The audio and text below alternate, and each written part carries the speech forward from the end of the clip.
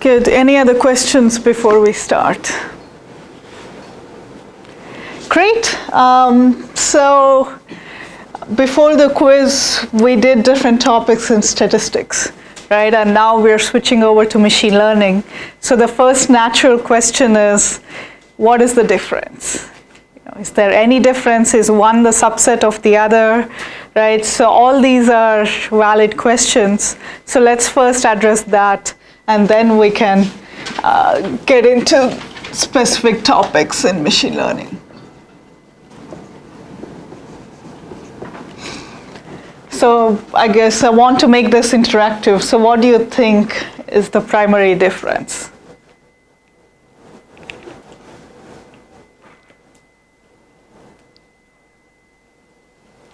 You want to say something? Don't worry, the video, we can switch off the video if you want. We can be off the record.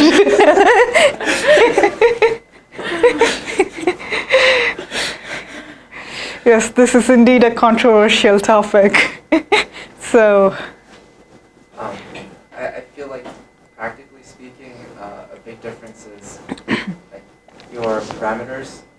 Like in statistics, you have a lot of parameterized models that have like pretty set number of parameters, and you know how it affects like the likelihoods. Whereas in machine learning, it's not so clear. Like you have these weights and activations, and you're usually using like numerical methods to like converge. Well, there's also the field of non-parametric statistics, right? We didn't cover that. So statisticians would differ that it's only parameterized. But indeed, like what we covered was parametric estimation, and a lot of nice theory is in that regime, right? But there is, very well-developed kernel methods, and that's where there's a lot on the non-parametrics as well. And there's also on adaptive basis and all the neural networks, right? So you can also ask the same statistical questions. So I guess, when we say statistical learning theory or statistics versus just machine learning, what is usually the most important difference that comes to your mind? You care less of like confidence intervals and like a lot of guarantees in order to like model the data as much as. Right, so culturally, I guess machine learning tends to be a bunch of hackers, right? At least that's the problem. Whereas the careful kind of development of theory, has been statistics, but that's not completely true, right? There is a strong foundation of learning theory, and we will cover that. So yes, that's more in the popular, I guess, kind of terminology and the number of people in machine learning versus statistics, right, who are more theoretically minded. But what is the primary difference, right? So we haven't, I guess, I want to first get to that before, these are to me minor aspects. Is it possible that, I'm not sure, in statistics, I think this was discussed, we didn't talk about the computational aspect. Exactly. Right. So machine learning people really want to focus on algorithms, right? And especially those with not too bad computational complexity, right? So complexity is really important to us, to machine learning scientists. Whereas what has been the focus in statistics? We did a lot of bounds, we did a lot of formulations. So what was the primary focus here?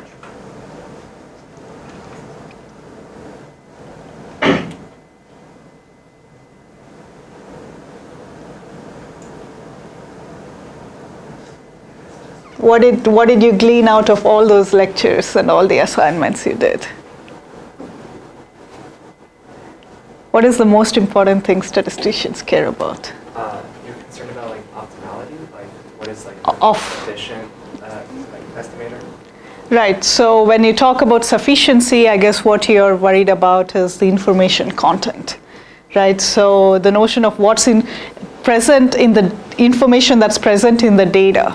Right, so the corollary of that is what you care about is sample efficiency, right? So you want to make the best of what's available in your data. right? So we didn't, in fact, talk about efficient estimators, right? So when I say sample efficiency, it also means that in the samples I have, I want to glean as much information as possible.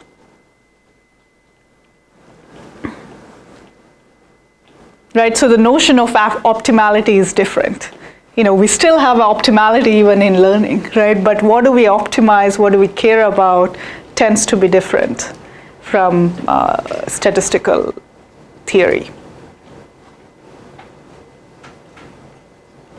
Okay, that to me is the primary contrast, right? So,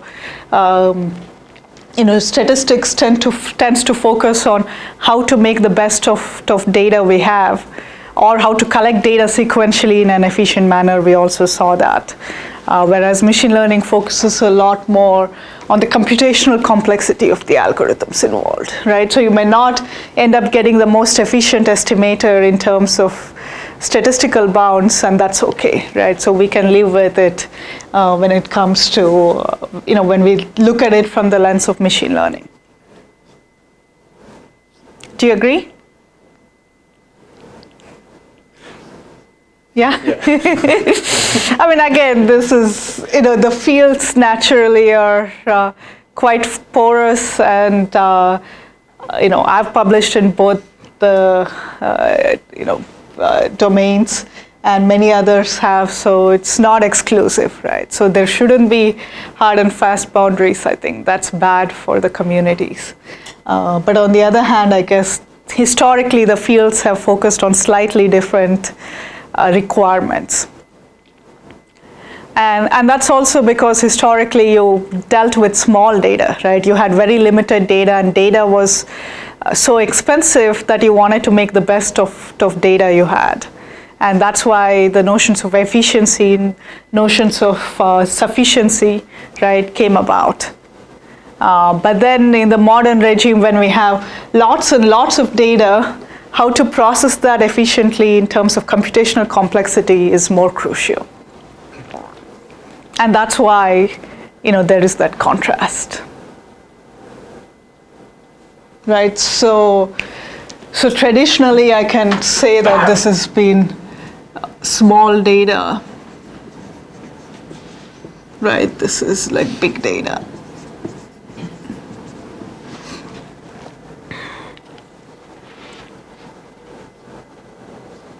What else?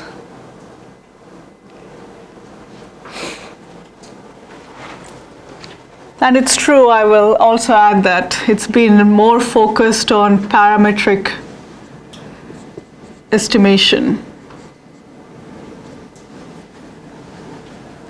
And here there is, I guess, there are also models.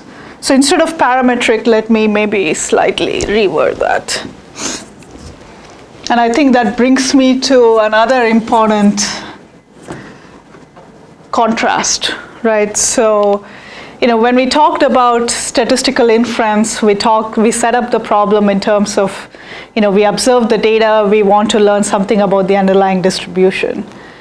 How is that different from what we do in machine learning? At least standard forms of machine learning. Machine learning, I guess, you care about more prediction. Right? Exactly, right? So this is prediction, and we have inference here. So again, machine learning may also have some inference, right? At times we tend to think about computationally efficient algorithms also for inference, and that could be, in a machine learning domain. So it's not a strict boundary, but in general, most of the focus in machine learning tends to be on prediction. And in statistics, there's more focus on statistical inference. So how do you distinguish the two?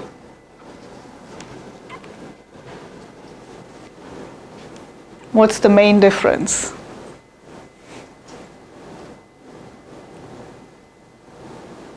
Just for prediction, we don't want that much of the variance for it. I don't know.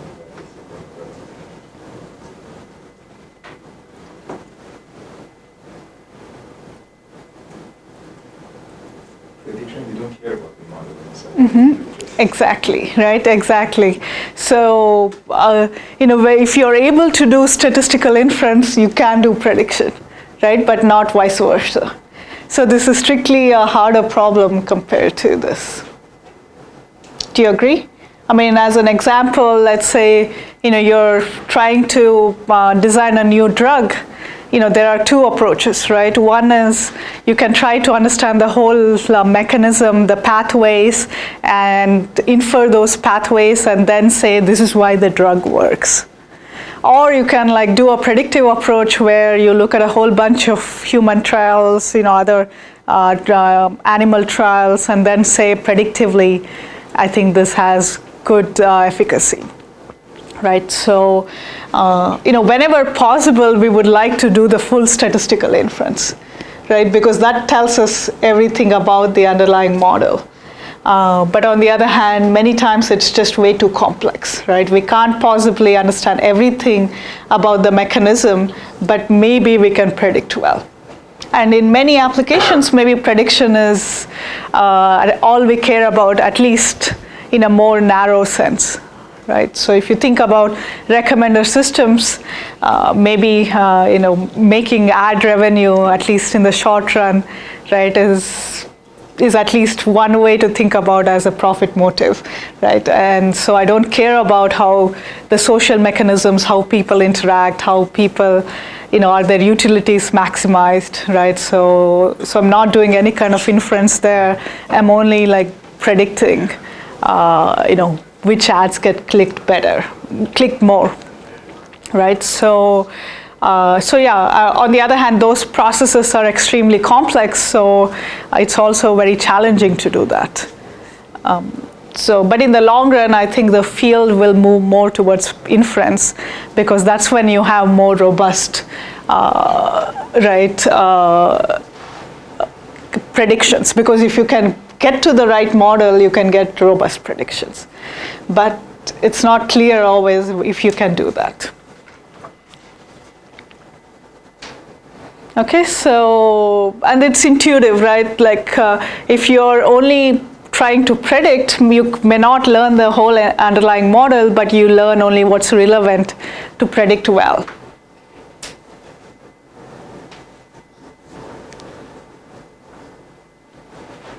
At the same time, isn't it possible that when you have this prediction problem, if you think about it as a feature selection, those features are the inference?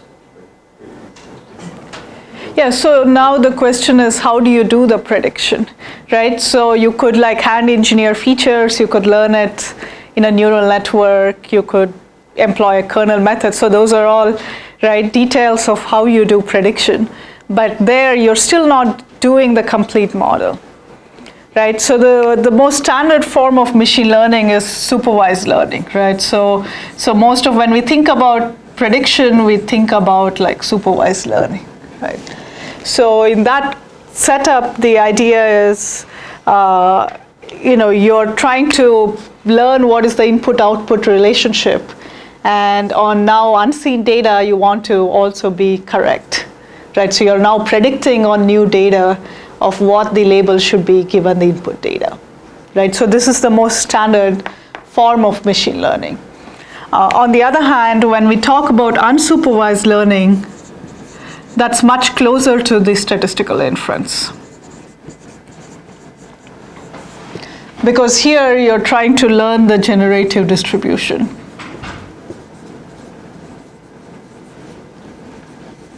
Which really means, what is the distribution that generated the data? So that is what we are doing also in statistical inference. So unsupervised learning and statistical inference, you could think of them as being equivalent, right?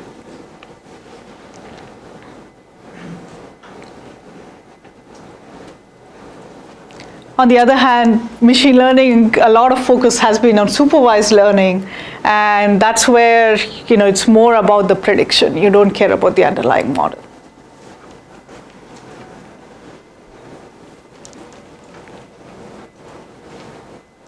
Right. I mean, this is how machine learning people will claim statistics is a subfield. right? Because look, this is statistics, this is machine learning. Again, I won't get into that controversy. It could also be the other way, because you could always do inference of the overall thing and then do prediction.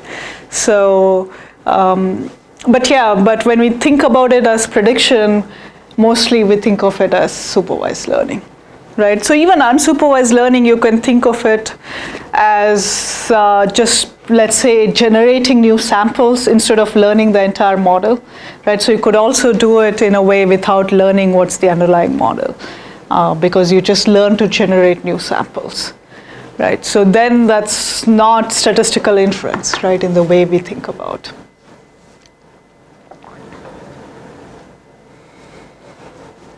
Any other thoughts? Because I think there were some questions, right, when we were doing statistics. How does it relate to machine learning? Because this is what something you've already played with, or done internships, done different projects in machine learning. Okay, so to me, what I think that part of the course is given is the foundation, right? So how we want to think about information content in samples, and if I now compress my samples, right, in the form of this sufficiency notion, right, is there still a way to retain that information, right? And then we also looked at information bottleneck that relaxed that notion. And then these Kramer-Rao bounds and the notion of efficiency meant what is the best you can get out of the data available, right? So it was all about optimal detection or estimation. What is the best thing you can do with the samples you have? And computational complexity was not a concern. But for the simple examples we looked at, mostly binary hypothesis, right? And then some of them we extended to multiple hypotheses, simple hypothesis. In those cases, the algorithms were very simple. But the challenge is none of them are very scalable, right? So in practice, we would have very complex hypotheses. Then how do we, have these notions of optimality, right? That's much harder. On the other hand, we can come up with various heuristics, and many times we can also give guarantees for efficient algorithms, computationally efficient algorithms. So is that clear? So because we can talk about both statistical efficiency and computational efficiency, right? So I won't write that. So when we talk about statistical efficiency, that means, are you efficient in terms of the number of samples, right? Or the kind of information that's present in the samples. Computational efficiency, it's the standard notion of computational complexity. Okay, so we'll be switching the focus. We'll be focusing more on computationally efficient algorithms. Many times they don't end up being statistically efficient. But whenever there are theoretical guarantees, they do end up being consistent estimators.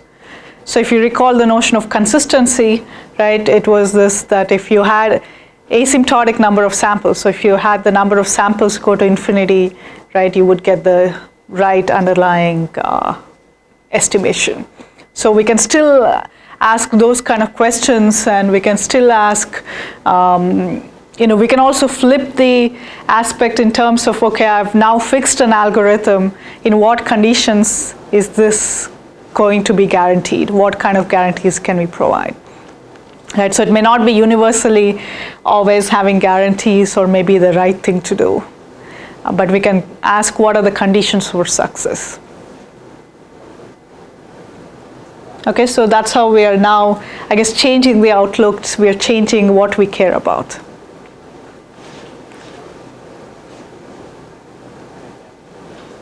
Any other questions, thoughts?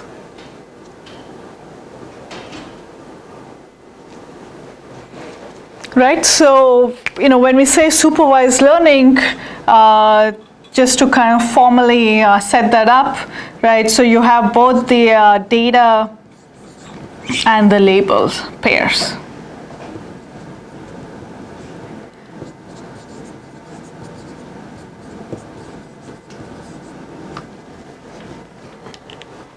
Right, so you have the supervision available, and then what you want to do is to learn what? A predictor, right? So on new unlabeled data or test data, you want to infer, you want to come up with what the labels are. And so in the sense, what you're aiming for is to look at the join, instead of the joint distribution, only the conditional distribution of the label given the input, right? So that's what you want to estimate. Whereas in the statistical inference formulation we had, right, that would have been just the joint distribution. You would have learned just a model that describes both the input and the output together. Okay, so, and that's much more complicated, right? So if you think of this input data as an image or a piece of speech or language, right, that's too complex a domain to be able to learn very well, right? On the other hand, it's much easier to predict what's the sentiment in this sentence or what's in this image, right? So the way I see this is, right, so you have this model of, if you go from X, you want to predict Y, right? So this is the prediction. The opposite is generation.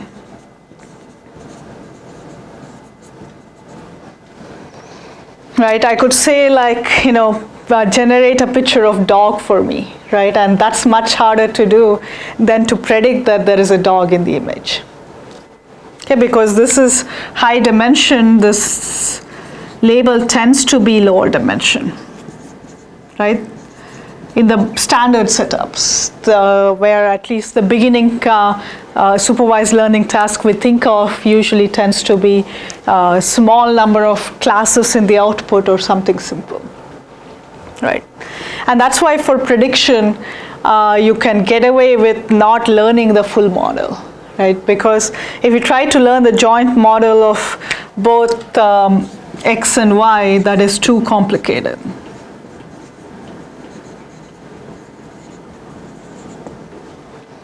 On the other hand, learning the conditional distribution may be much simpler.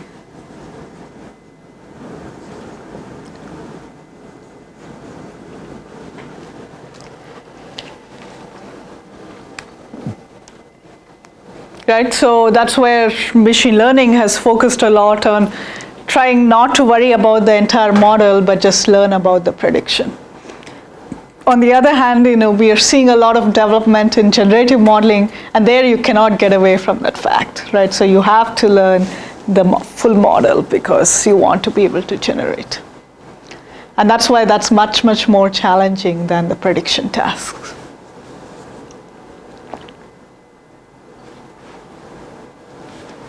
Of course, the way we learn generative models in practice, right, is very different from the statistical formulations I told you, because trying to get to an efficient estimator or something with good, statistical efficiency is challenging, right? But I think those formulations can still guide us in terms of how to, I think, come up with good algorithms for information efficiency. But in general, I guess that's the main difference between prediction and inference, right? So prediction, you care about the performance on unseen data. Inference, you care about learning the underlying model.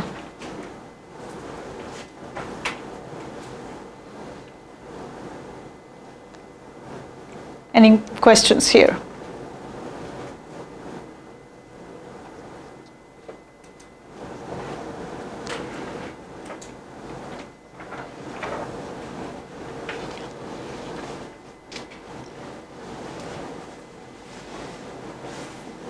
Yeah? So did you have any questions on the translation of some of the terms from statistics? Right, so mostly I think we've said this, right? So this is okay. Okay, so now let's look at some simple algorithms in terms of computational efficiency, right? So if I were to start dealing with large data sets, what are some simple mechanisms I begin with? And the most important kind of notion is dimensionality reduction.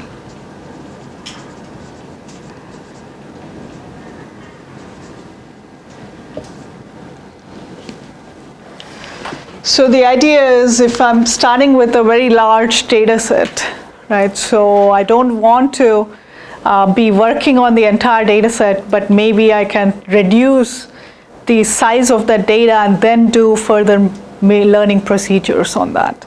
So this is very natural if you're working with very large, say, text data, image data, any kinds of like data you can think about that's enormous. You don't want to run complicated algorithms on that entire large data set, right? So dimensionality reduction is, in the strict sense, not really a machine learning method, but it's a pre-processing method to machine learning. And in some simple setups, that in fact also ends up being the learning method, right? So, but it's good to think of it as something you do for pre-processing.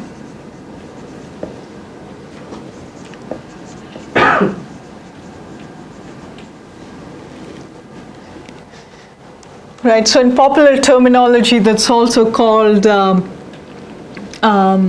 data wrangling, data transform.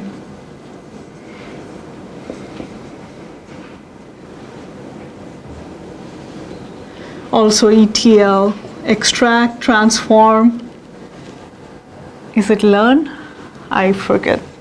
So these are all like, there is infrastructure available, right? That's multi-node, multi-machine. If you want large data sets, there's support available, right? So there's Hadoop, Spark, all MapReduce, all these formulations. So that's kind of like more on the practical front, there are support available, but we'll now explore, right, what is is there some theoretical foundation we can provide for this? Right, so many times it's like a mix of like domain expertise, hand engineering, and some algorithms. Right, so you may want to clean up the data. You look that the data is missing some entries. It has some weird noise or outliers. Right, so this is still right now not a full science, but a mix of heuristics and human intuition. But I think down the line there are still open questions on how to turn this into a full science. So this is the dimension of X, reducing maybe dimension of X, or what?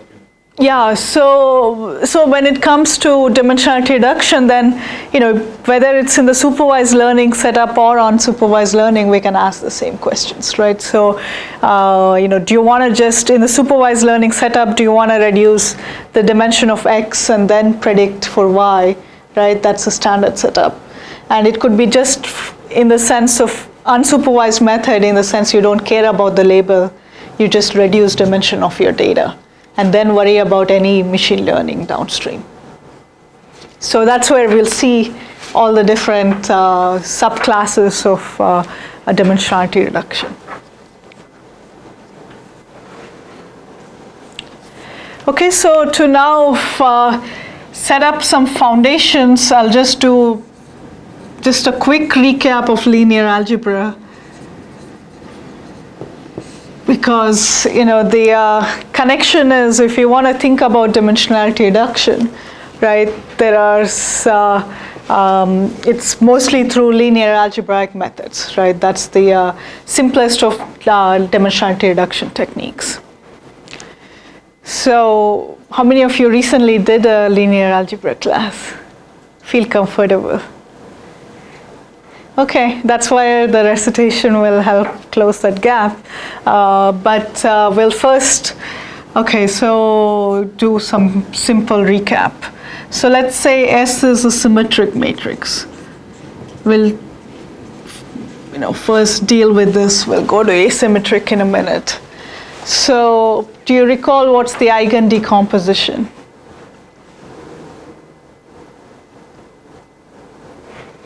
So let's say I have a set of eigenvalues for my matrix, say k eigenvalues. So let's say S is in real d by d. So in most of my notation, d will be the ambient dimension, k will be the reduced dimension.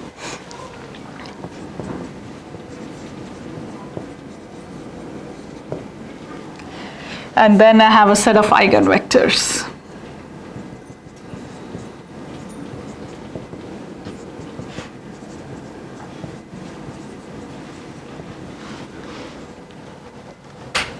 Right, eigenvalues or scalars, eigenvectors have the same dimension as the ambient dimension, right? So we call it ambient dimension because this is the dimension of the data, right? So this is but then there is some intrinsic dimension or the true dimension of the data, right? So that's what the dimensionality reduction aims to find.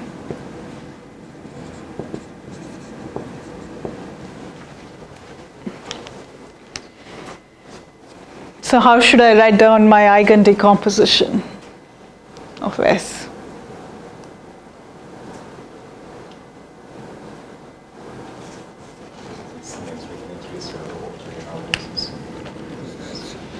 Right, so it's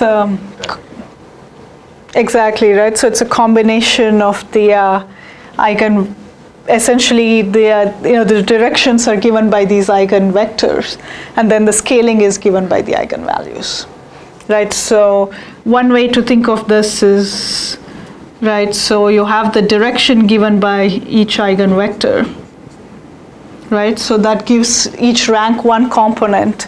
You scale that with the eigenvalue, and then you sum over that. I can also write this in the matrix form by thinking of this as the matrix V, which is having the eigenvectors as components, right? And then eigenvalues on the diagonal.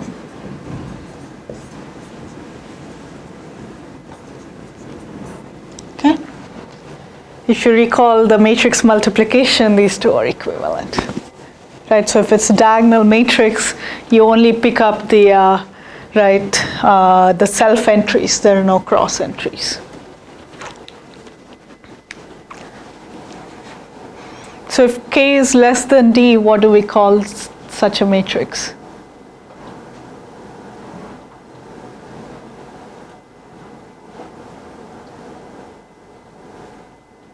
It's low rank, right?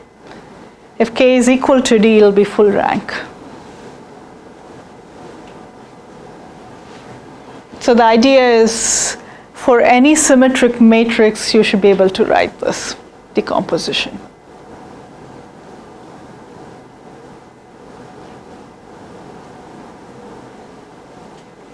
Yeah? So this is the decomposition form for any symmetric matrix. This is eigen decomposition. So now, what is the definition of eigenvalue and eigenvector? Can I define what, how it is characterized? An eigenvalue is like a value such that when you multiply a certain vector by the matrix, it's the same thing as multiplying that vector by the eigenvalue. Right. So you are talking about this fixed point formulation, right? Fixed or stationary point.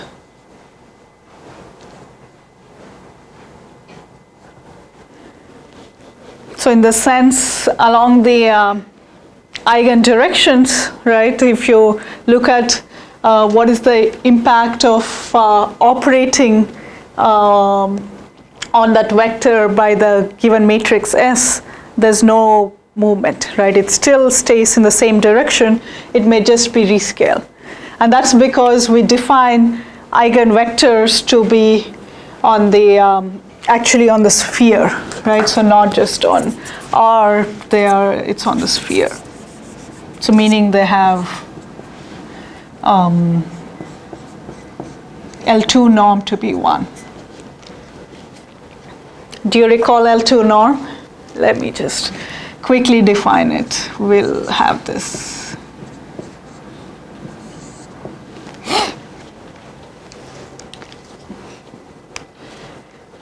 Okay, so we've normalized the vector, right? So vector has both, right? Sorry. A direction, and then it has length, right? So the length is given by its norm, right? So typically we think of the two norms, right? That's the standard formulation. So, and if you normalize all this to be 1, right there on the sphere. So far, so good?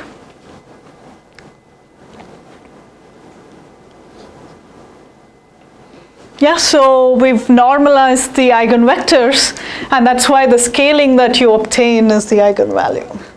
Okay, so that's one intuition about eigenvectors, that if you look at what is the impact of transformation by S, there is none, right, other than rescaling. Because you can always think of a matrix as a linear operator, right? So what it does is it takes in a vector, transforms it to another vector. Okay, so when we think of matrices, it's not just rows and columns, right? So it's not just an array, right? So the notion of an operator means you can always take any vector and look at how that gets transformed by the operation of that matrix. Okay, so this is from that operator notion. It says that there is no movement when there are eigenvectors. Okay, so this is one formulation. So this is true now for all eigenvectors, right? But is there some special ordering of eigenvectors we usually think of?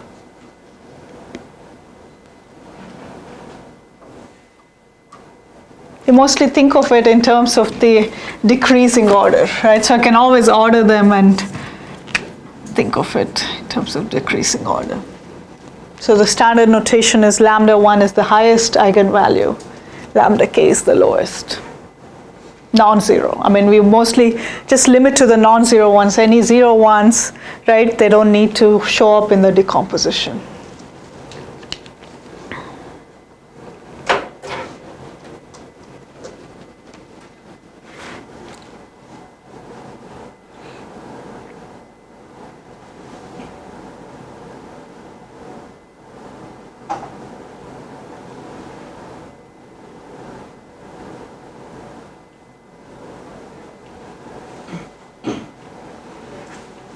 So, yeah, so now, we have this ordering of eigenvalues. We have that each eigenvector anyway satisfies the stationary point.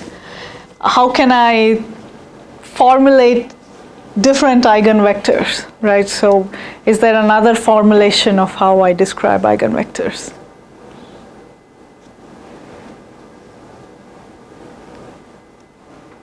That's a basis set?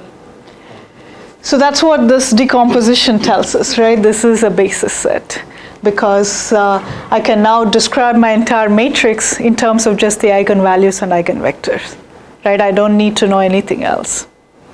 So that formulation is already there, right? So we have like already two formulations. We have it as the basis. We have it in terms of stationary points. But is there another notion? So the null space would be where, I mean, I didn't formally define it, but if k is less than d, right, so the subspace that's not spanned by the eigenvectors is the null space, right? So that's something I assume people know. But just for the space of the eigenvectors, right, can I have another definition?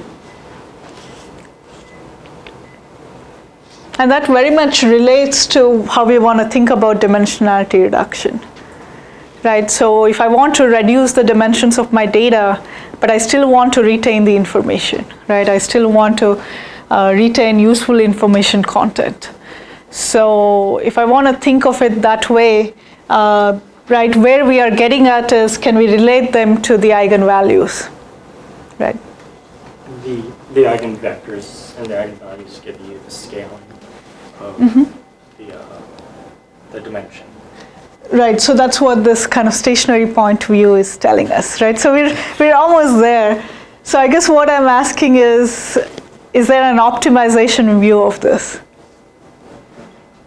Isn't like eigenvector the like argmax of the matrix vector multiplication?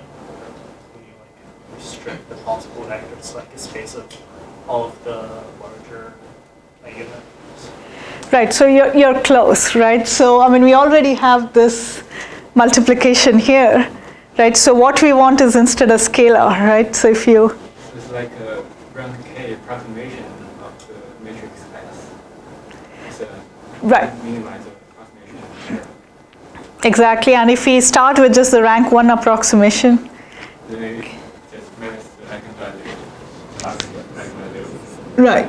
So you want to ask, let me start with just the top one, just for simplicity, right? So I can ask, minimize this error, right? So instead of giving me the full decomposition, I just want to have rank 1 approximation of my matrix. So that's a natural question to ask. And so now I can minimize over, right? The V is on the sphere, right? That's my eigenvector, and then lambda.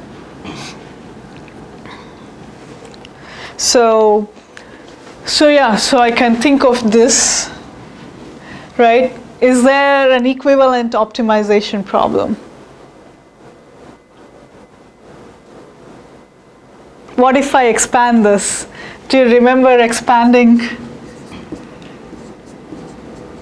Similar to the squares, right? So if I had this.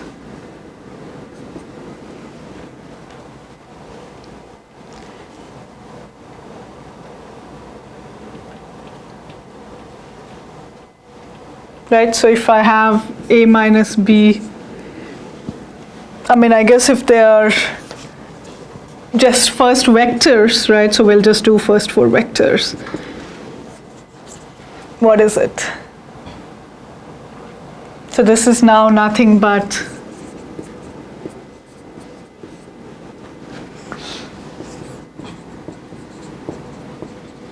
and I can do the expansion, right? So it's true also for matrices, right? So I can think of this norm in terms of this.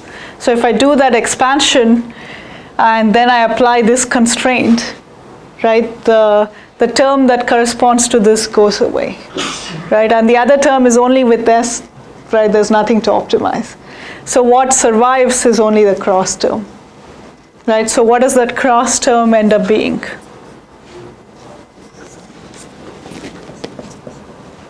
So if I only want the cross term, it's this quadratic form.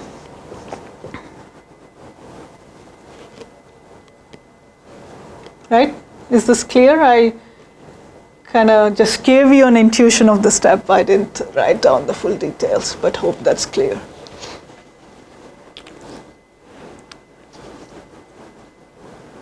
So we call this the quadratic form.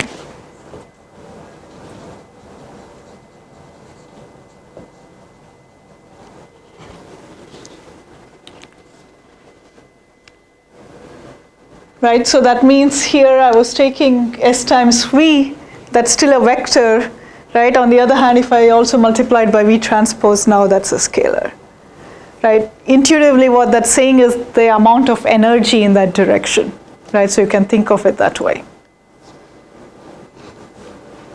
Okay, so this was the optimization view I was asking for.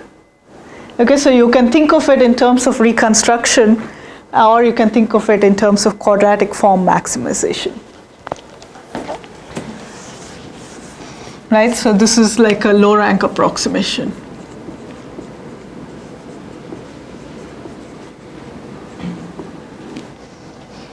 right? So this is energy maximization, but this is also known as Rayleigh quotient, so we'll use that term.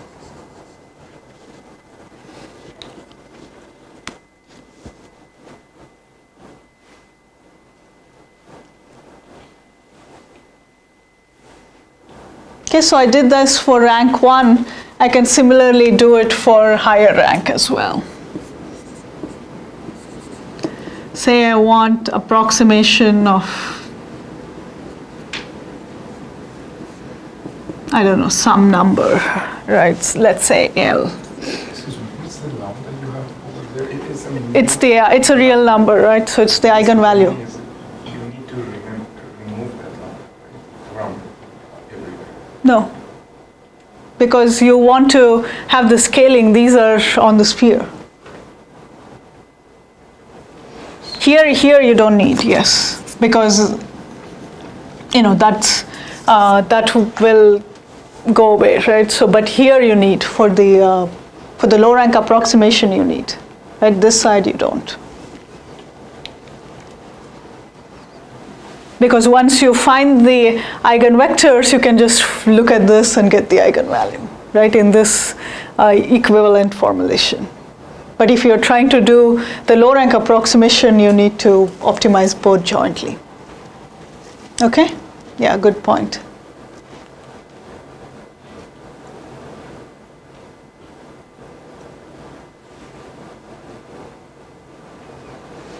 Yeah, so I can now extend this. So this was rank 1. So instead of low rank, let me call it rank 1 approximation. So I can now extend this to low rank approximation.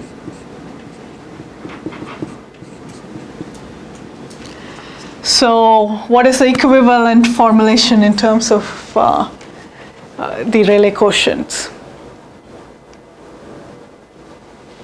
Same maximum, except you constrict your space of possibilities to the space that's orthogonal to your prior singular.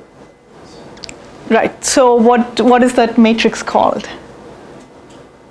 It's the projection matrix, right? So if I define so let me first write it down.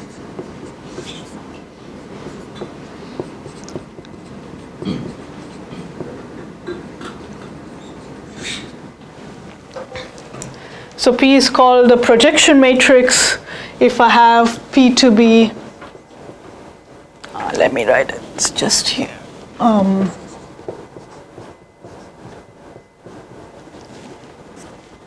So if I want, say, L of the eigenvectors, I can write it in terms of projecting it to that subspace, right? And the constraint is, of course, I want all my eigenvectors to be on the sphere, and there should be orthogonality.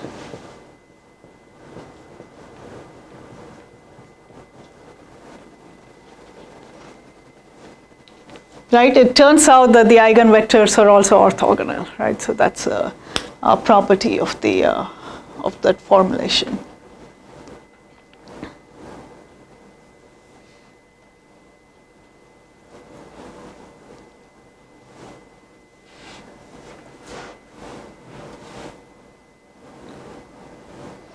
Okay? Any questions here? So is S be symmetric because of the eigenvectors want to be real? Right, so exactly, right, and we have, we've just used the same right and left, right, whereas for asymmetric, we'll have the singular value decomposition, right, so I was going to quickly write that down here.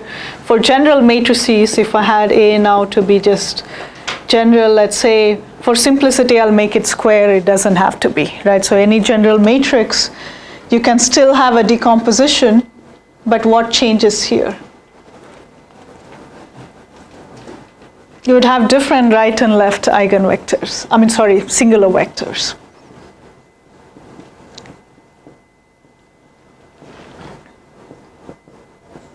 Should it be for different or non? Could be also, right? So I just wrote just for simplicity.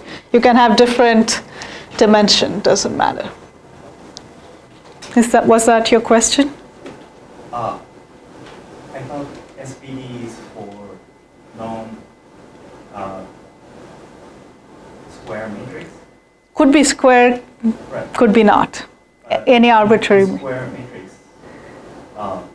Eigenvalue decomposition is always possible. No, symmetric, right? Could be asymmetric square matrix. Was that your question?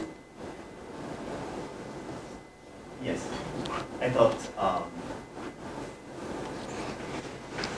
eigenvalue decomposition is possible every time it could be for asymmetric.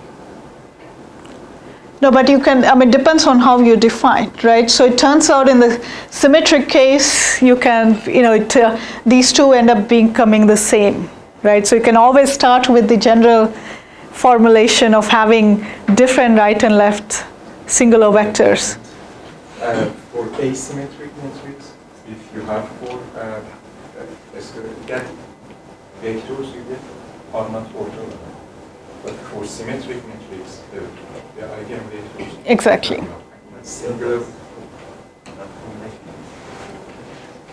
The formulation is true, but they are not orthogonal. Yeah, exactly. So only for symmetric they're orthogonal, right? And there's a lot more of the nice theory.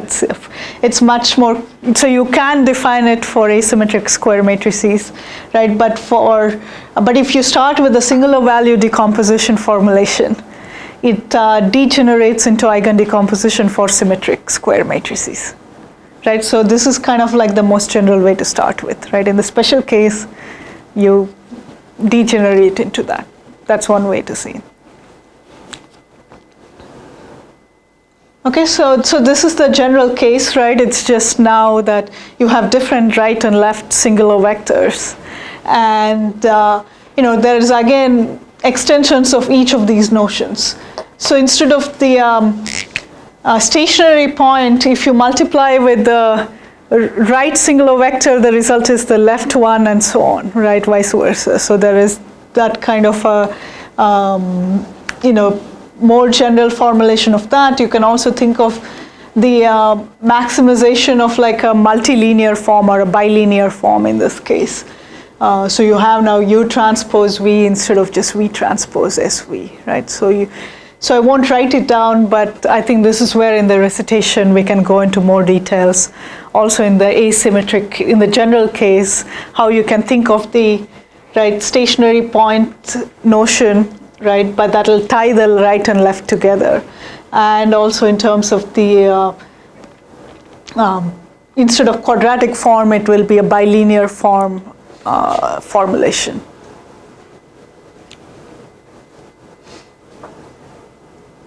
Okay, but it's a similar intuition that you have both the now subspace of left singular vectors and right singular vectors, and you can project your matrix to that subspace and look at approximations, right? So the main takeaway from whether it's symmetric or not, right? The main takeaway is this notion of projection, right? So if you project only onto the top eigenvectors, you preserve most of the energy.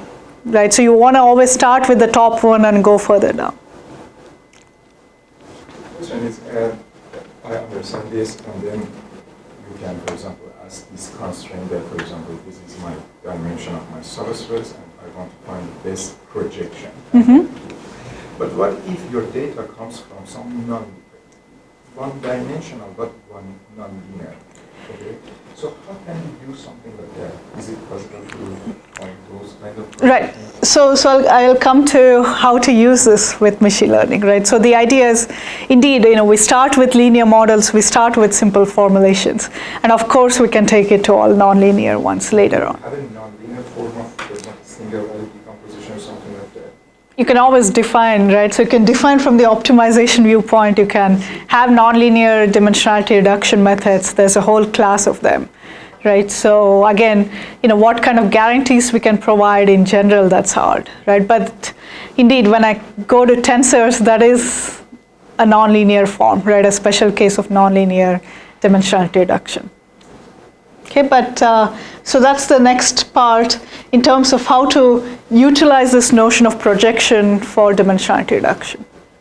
Right, so the primary intuition is if I start from the top eigenvectors, I will tend to preserve the signal, and if the noise is mostly distributed across all of my ambient dimensions, right, I can filter out the noise.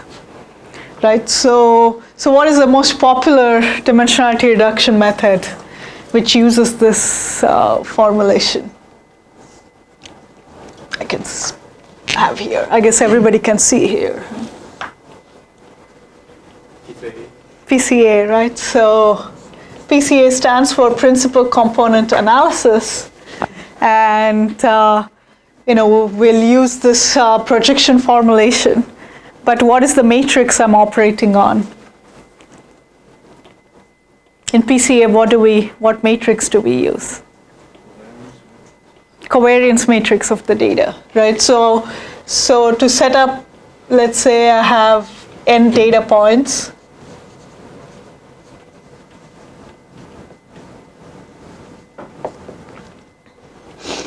So think of these as like, my data is like,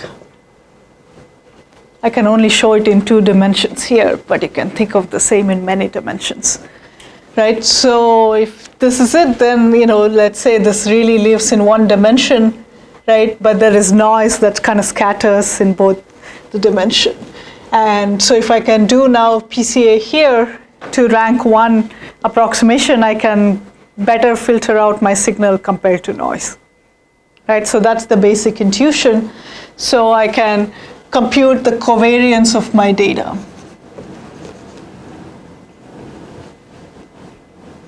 Let's say X bar is my sample mean, right? I'm just centering my data.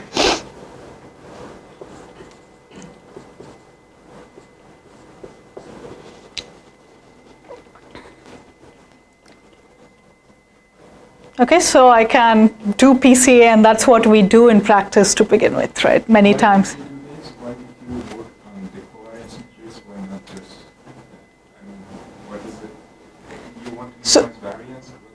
What is it? So if you do it only on correlation, if you have the data shifted somewhere here, right, that doesn't, what you want to pick up is the centered data, right? So this is standardization. You want to always first center the data and then look at the relevant direction, because now we know you have this as centered. Okay, so that's just standardization. But I'll come to, I guess, the full answer of that would be related to my next question. For what underlying model is this the right thing to do? Because I can always say, right, now do PCA of k dimensions on S, right? So when I write this, what I mean is find my projection matrix, right, with k dimensions, right, k-dimensional projection matrix based on the covariance of my data. And we know it's given by the eigen decomposition of the sample covariance, right? So we know how to compute that. But for what underlying model of the data is this the right thing to do? Gaussian data? Right, so Gaussian, but again with Gaussian, when is, like, say, the rank k approximation the right thing? With like Gaussian with k. So first of all, there should be like signal and noise, right? So otherwise this is meaningless, right? So the assumption is each xi has some, let me just write it as x, they're all IID samples, has some signal and then it has some noise. Right, so noise, you can think of this as just standard Gaussian to begin with. Or let me add some variance, right? So, but this is spherical Gaussian. So what about the signal? When is rank k approximation the right thing to do? So it's in the k-dimensional subspace, right? So the signal is instead, let's say,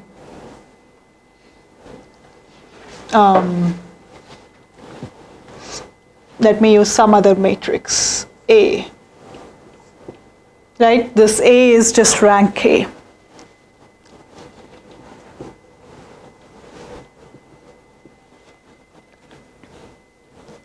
I mean, I just made it zero mean because I standardized. You can see if it's non-zero mean, right? This would be meaningless because you also get the mean component. So that's why we removed the mean component so we can think of the zero mean Gaussians. So if this is the case and this signal is the useful part, right? So if I interpret this as noise and this as signal, what I care about is the signal, right? I don't want the noise. So if I only project it to the top k eigenvectors, I retain the signal component and then I filter out the rest of the noise. Because the assumption is the noise is, right, in every dimension, right? And for simplicity, I even made it spherical noise. So you just have like equal amount of noise in every dimension, but the signal is limited to only some subspace, right? So you filter out the noise, you get the rest, the useful signal. How do you know that K? How do you know that which K to choose? So in practice, of course, this is a stylistic model, right? It may not even be this model. So again, that's trial and error. So it depends on, again, what you care about downstream. Because so far, I said this is data pre-processing, right? So it really matters, what you want to do later on. So you go and find, for example, you start with, for example, some small K, Mm-hmm. you go and find the error and then the threshold, and if it is more. Right. So you can always think of the residual and have a way to do it, right? You can look at the eigenspectrum, right? When is the drop-off happening? So you can go through that, but many times there's other downstream tasks you care about, right? So then you have to relate it to the task and not just based on the reconstruction error. But this is a simple measure. You can always look at by adding more, are you reducing the error much further or is it mostly okay?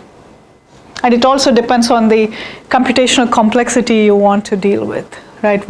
Because the more dimensions there are in the resulting output, maybe other downstream tasks you have depend on that. Okay, so the many factors that'll come into play when you want to decide what dimension to reduce to. Is it automatic way of finding, for example, this kind of dimension or something? So as I said, people have different formulations, right? But it's really dependent on what you want to do with PCA. It's not one size fits all. So that's what I was alluding to. It depends on what the downstream task is, what is the complexity of the output dimension you can deal with. All those matter. That's why, I wouldn't say that there is one answer.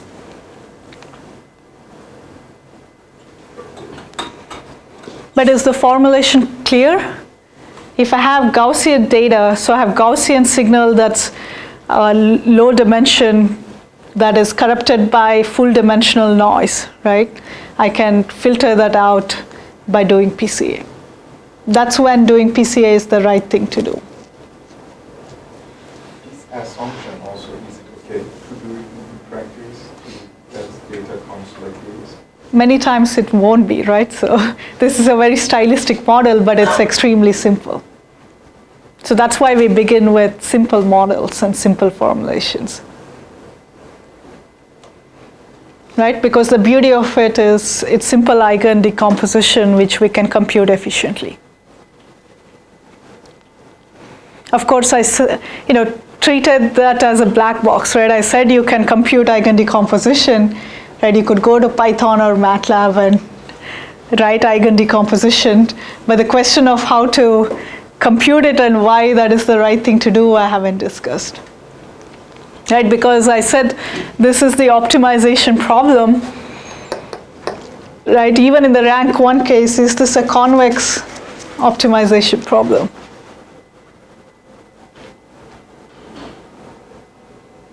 I know many of you haven't done convex optimization, but I hope you recall what's a convex set. Is this convex optimization?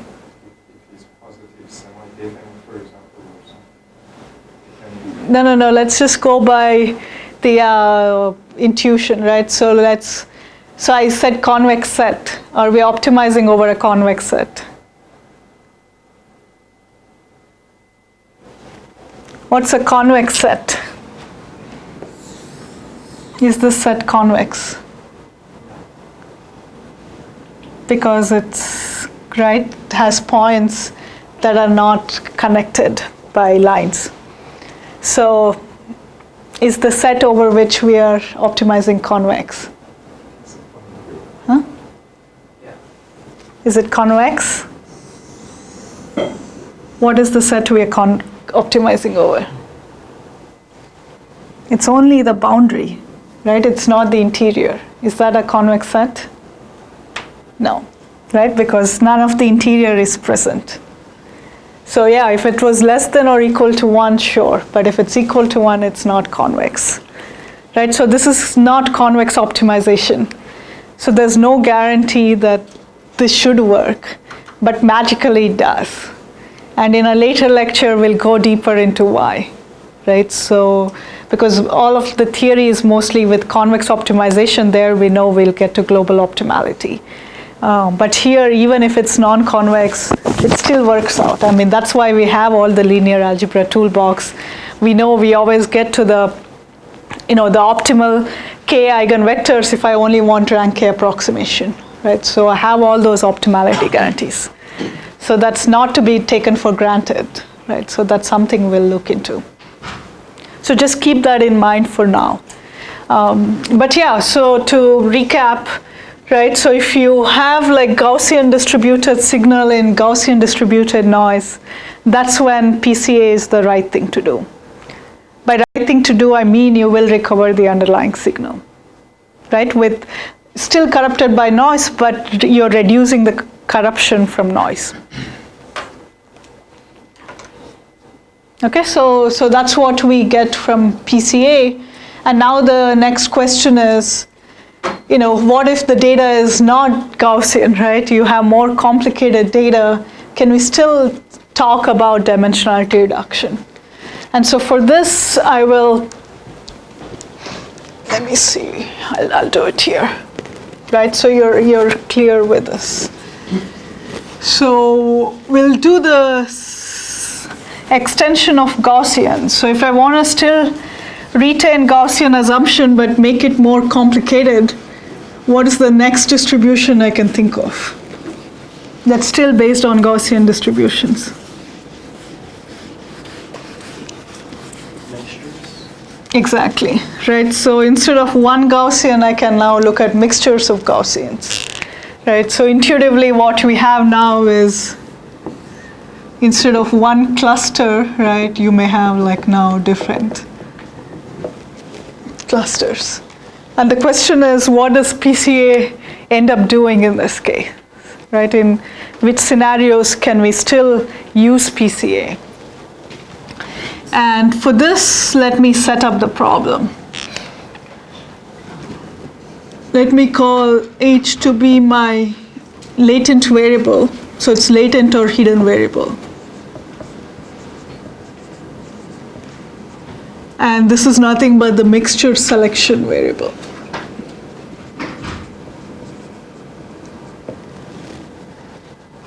Or component selection, right? So let me call it component selection.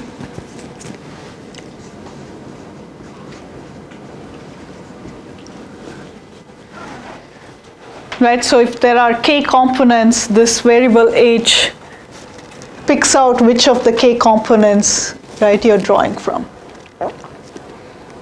Okay, so if there are k components, so let me say k is the number of components.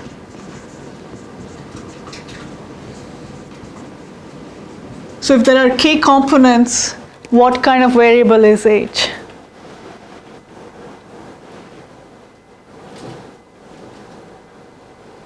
I just told you it selects one of the components. Linear transformations, like a vector. Right, so we'll get to how to describe it. What kind of variable is it? Is it a continuous variable? It's categorical, right? So you're just, or it's a discrete variable. You're just having one of the k possibilities, right? You're just selecting which component to choose from. So this is the categorical variable.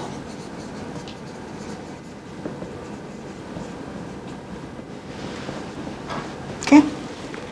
So all you're doing is selecting which of the k components to choose from.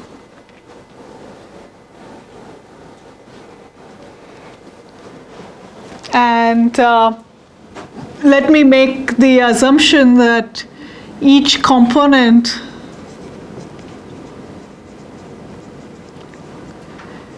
is a Gaussian distribution. Let's say component I has the mean. Let me use the vector here. So these are all, I'm looking at random vectors, right? So there are multiple coordinates to each component. And I will just make it to be all having the same variance and spherical. Okay, so in this case, they're really spherical here like this.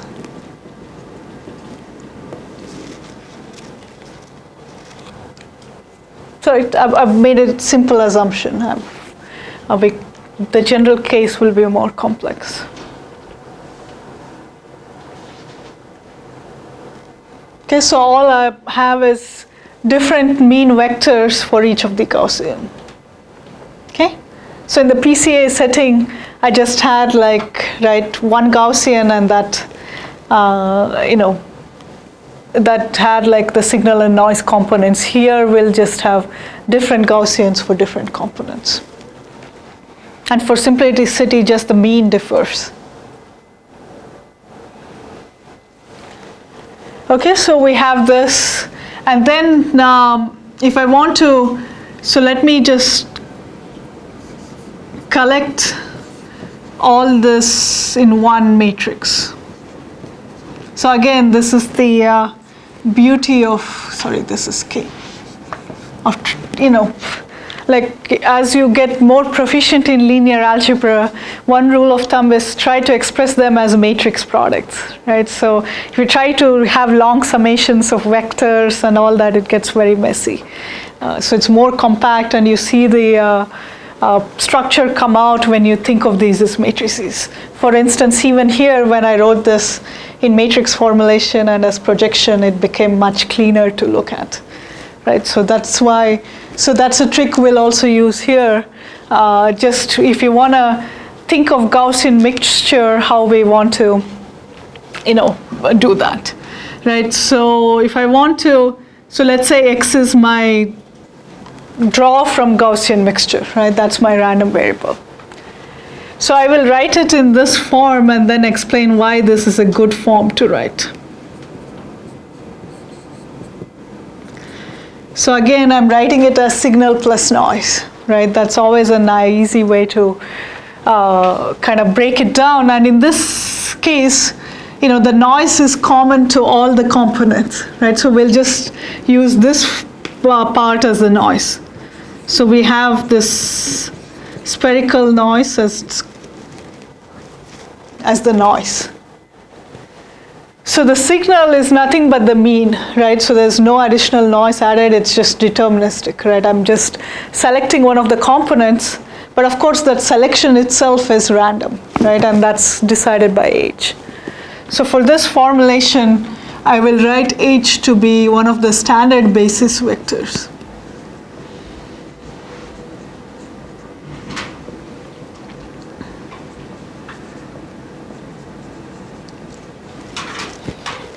So you know what standard basis is, right? So this is I have some coordinate system. This is my first coordinate, this is my second coordinate, and so on.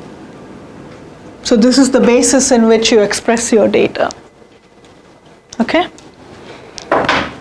So EI is nothing but one hot encoding, right? With just the ith component. Right, that's another way. It's all 0 except at the ith coordinate. We call that also one hot. Is that clear?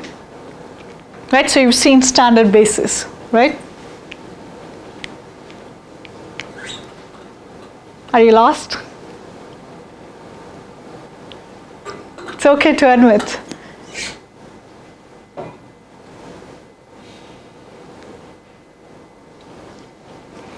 Because I'm sure you've seen Gaussian mixtures, but you probably haven't seen it written this way.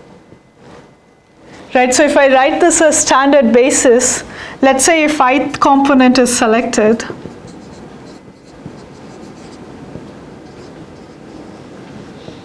so that means in this case, H will be equal to EI. So if I want to select the ith component, I set my selection to EI, right? So what is A times EI? What is it equal to? If I'm multiplying my matrix with standard, it's just AI, right? So it's just the ith column. I'm just selecting the ith column, right? And that's why I wrote it in this way. Do you see? Because this H selects which of the components is present in that particular draw. And by that, you're selecting that mean vector. Okay, and then this Gaussian is the noise. Right, I'm taking the time for this formulation because for many others we'll see in the coming classes, it's much cleaner to write in terms of standard basis vectors. Right? So here you have both discrete and continuous random variable in the same decomposition, right? But I can write it as vectors, so it's much more convenient.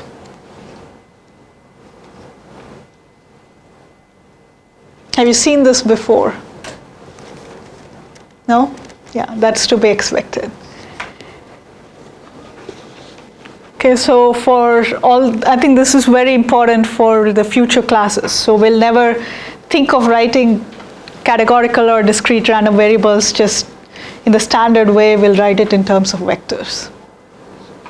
Okay, because then we can use all the linear algebra tricks. Okay, so that's why we're all good here. So this is how I can describe my Gaussian mixture. Right, so H takes one of the standard basis vectors, and Z is the noise. And I'm limiting to spherical Gaussian, so Z is just now spherical noise.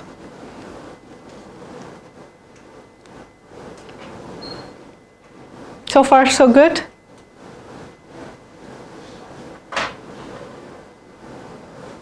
Does A describe how much you're taking from each Gaussian then, or is H the one that describes that? So A just collects all the mean vectors.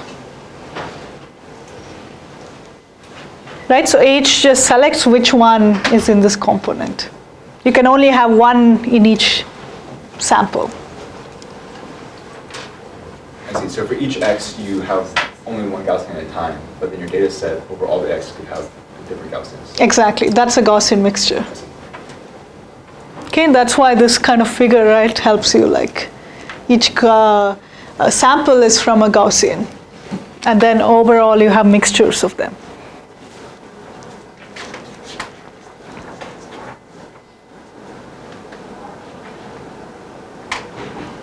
Right? So, yeah, so I guess for the next class, we'll derive what does PCA do for this case. Because so far we only looked at PCA in single Gaussian, but if I have mixtures, is it still meaningful to do PCA, and what does it give me? Right? That's a natural question to ask. Okay, but given that this formulation, it'll be quite clean to see that, and we'll cover that. Good, thank you.